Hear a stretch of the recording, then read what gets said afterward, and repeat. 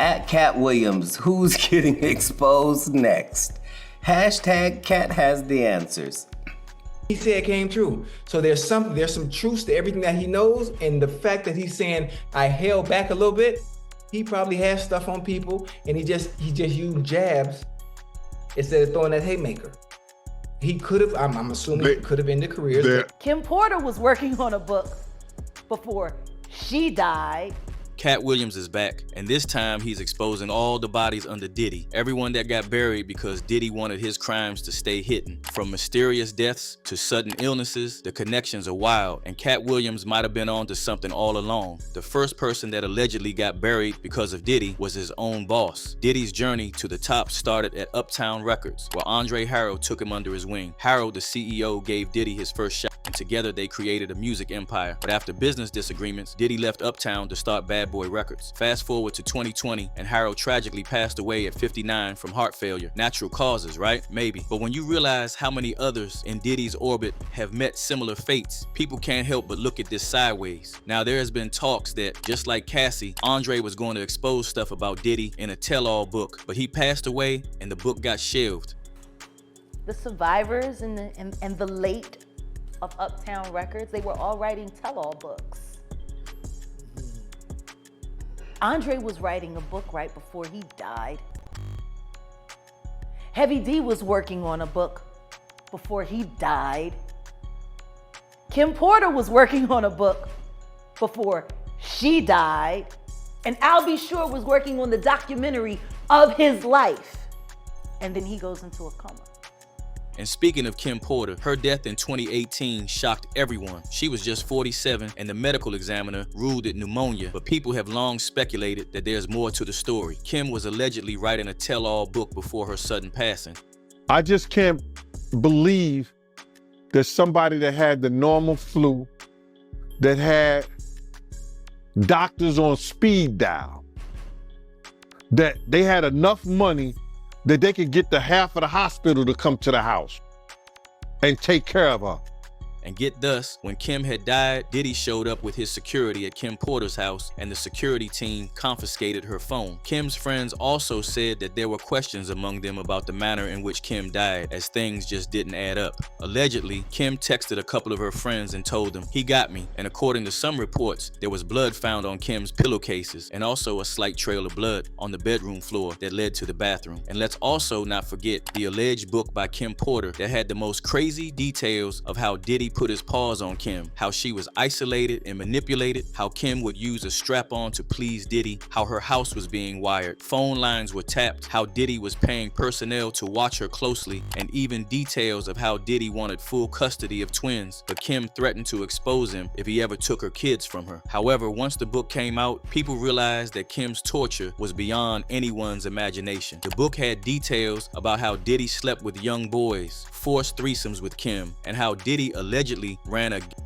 on Kim when she was pregnant. Like he allegedly forced Kim to hook up with a bunch of people before she gave birth as some sort of energy harvesting ritual. Kim's ex-husband ALB tried to warn us several times about Kim's suspicious death. On social media, he flat out called her passing a red rum, posting cryptic messages like Kimberly didn't die of pneumonia. And then there's the bizarre twist. Al B. Sure ended up in a coma in 2022 with nearly every organ in his body failing out of nowhere. Doctors were clueless, unable to figure out what caused his sudden health crisis. But let's keep it real. Could his near-death experience be connected to him speaking out about Kim's death? And Al B. Sure was working on the documentary of his life. And then he goes into a coma. Has Puffy ever been? And just like Kim Porter, another one of Uptown Records employees that faced a tragic end because of Diddy was Heavy D. He was one of Uptown Records' first major acts and a key figure in Diddy's early career. But in 2011, at just 44, Heavy D collapsed outside his Beverly Hills home and died from a pulmonary embolism caused by a blood clot in his leg. Once again, it was ruled a natural death. But with every new tragedy, fans are starting to ask, how many natural deaths can there be around one man? And the late of Uptown Records, they were all writing tell-all books. Andre was writing a book right before he died.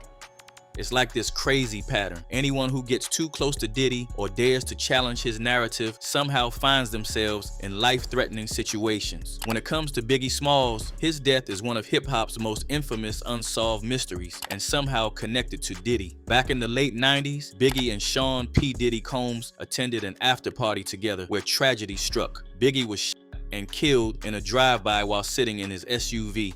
Hold Ms. Wallen's hand and explain to what happened to her son that night. It was one of the, I guess, most emotional times I've ever had in my life. Fast forward to years later, and Uncle Ron, one of Beyonce's former bodyguards, dropped a bombshell about Biggie's death. Uncle Ron claimed that Jay-Z and Diddy were conspirators in Biggie's demise. According to him, there was a deeper, darker reason behind Biggie's Red Rum that wasn't just about the East Coast versus West Coast rivalry. Finding out that he wanted all the rights to all his catalogs.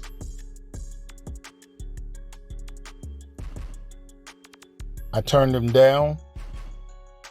Uncle Ron even made a chilling tell-all video exposing the alleged conspiracy and connecting the dots between Diddy and Biggie's untimely passing. But here's where it gets even more suspicious. Less than 24 hours after releasing the video, Uncle Ron reportedly died under mysterious circumstances. The cause? Pneumonia at the age of 59. Uncle Ron, Beyonce's ex-bodyguard who threatened to expose them.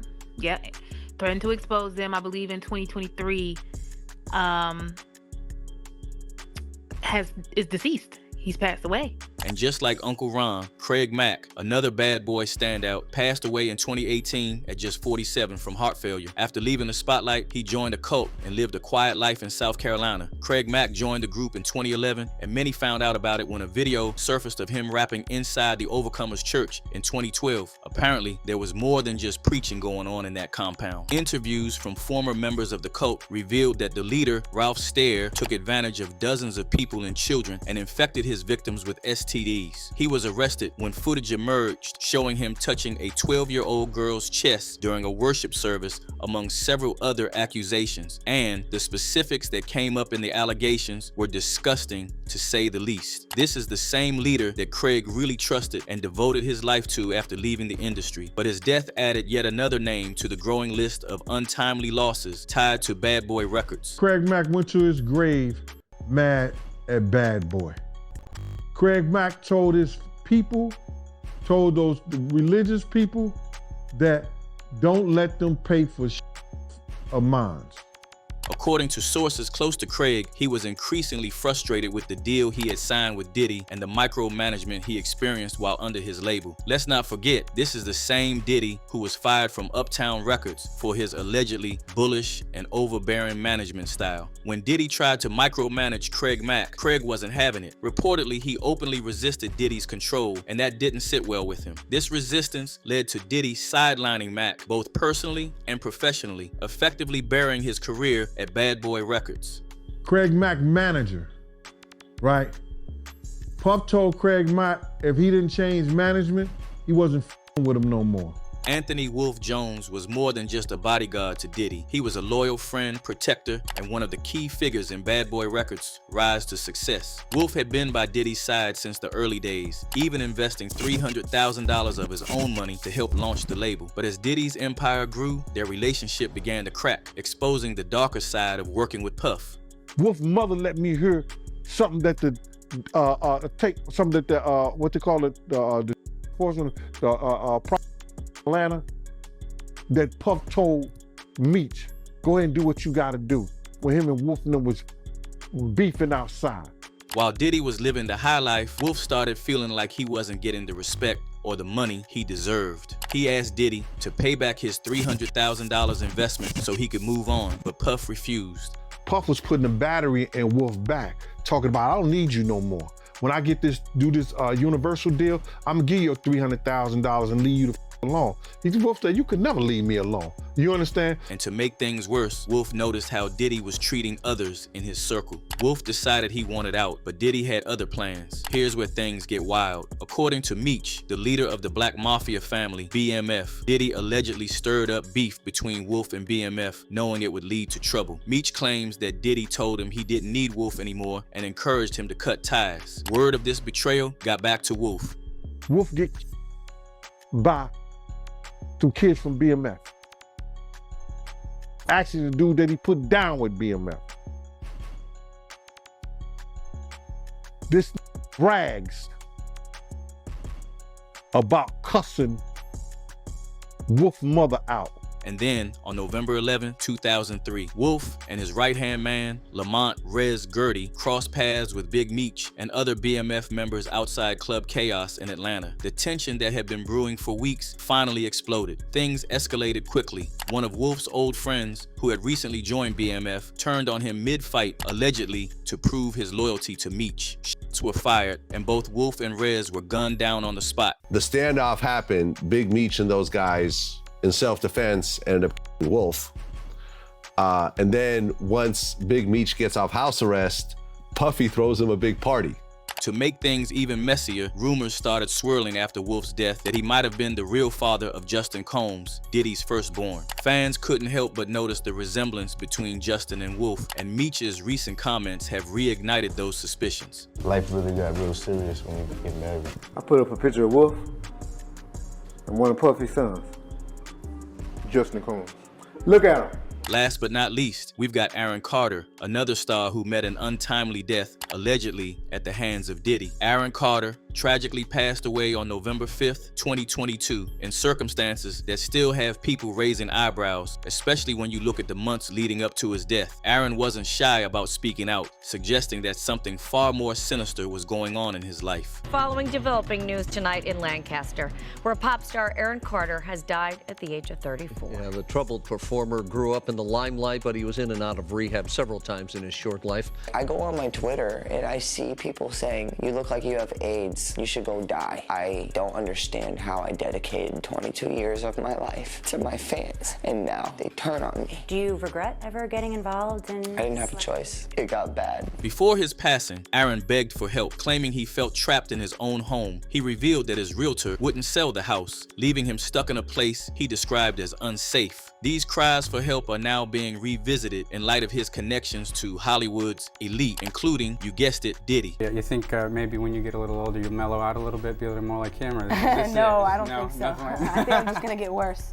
That's good. That's good. I think everybody will enjoy that. There are photos floating around from Aaron's younger years that show him hanging out with Diddy, which on the surface might seem innocent. But when you connect the dots with what we now know about Diddy's infamous freak-off parties, things take a darker turn. And you said you take opiates for surgeries that you've had in the past. Do you ever worry that you could ever overdose? I mean, there's always that worry, but there's also the fact that I had to kiss my sister goodbye in the coffin. And let's not ignore the timing of his death. Just as Aaron began hinting that he had information that could blow the lid off of certain powerful figures, he was gone. It's a heartbreaking end to a life filled with immense talent, and it leaves us with far more questions than answers. But here's the question we can't ignore. Do you think this is all just a string of unfortunate coincidences? Or is there something deeper going on here, where everyone tied to Diddy and brave enough to speak out somehow ends up gone too soon? Let me know your thoughts in the comments down below. And don't forget to smash that like button and hit subscribe, because trust me, you do not want to miss the next video. We're taking an even deeper dive into the Diddy saga, and let me just say, you're going to want your popcorn ready for this one.